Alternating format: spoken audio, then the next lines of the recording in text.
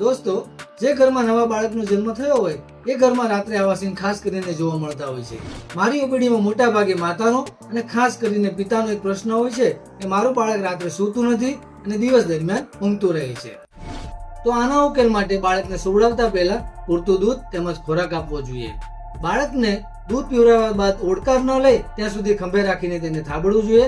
તેનાથી તેને ગેસ અને અપચાની તકલીફ ન થાય. તેમજ જરૂર પડે તો હળવા હાથે પેટ પર મસાજ કરવું જોઈએ. જ્યારે તમે રાત્રે બાળકને સુવડાવવાની કોશિશ કરો ત્યારે હળવું સંગીત વગાડવું જોઈએ. તેમજ ધીમે ધીમે હાલરડા ગાવા જોઈએ. તેમજ જે રૂમમાં તમે બાળકને સુવડાવવાના હોય તેમાં ધીમો પ્રકાશ હોવો જોઈએ અને શાંત વાતાવરણ હોવું જોઈએ. બાળકને નિયમિત એક સમયે સુવડાવવું જોઈએ. તેનાથી બાળકમાં બાયોલોજિકલ ક્લોક એક્ટિવ થાય છે અને બાળકને એ સમયે સુવાની આદત બનશે. જો રાત્રે બરાબર બાળક સૂતું ન હોય તો તેને ઠંડા વાતાવરણમાં એક લટાર મારવાથી ઘણી વખત બાળક સૂઈ જાય છે. તેમજ બાળકના આરોગ્ય ઉપર ખાસ ધ્યાન રાખવું. જો બાળકને કોઈ પણ તકલીફ થતી હોય તો તુરંત જ બાળક નિષ્ણાત પાસે તમારે તેનું ચેકઅપ કરાવવું જોઈએ.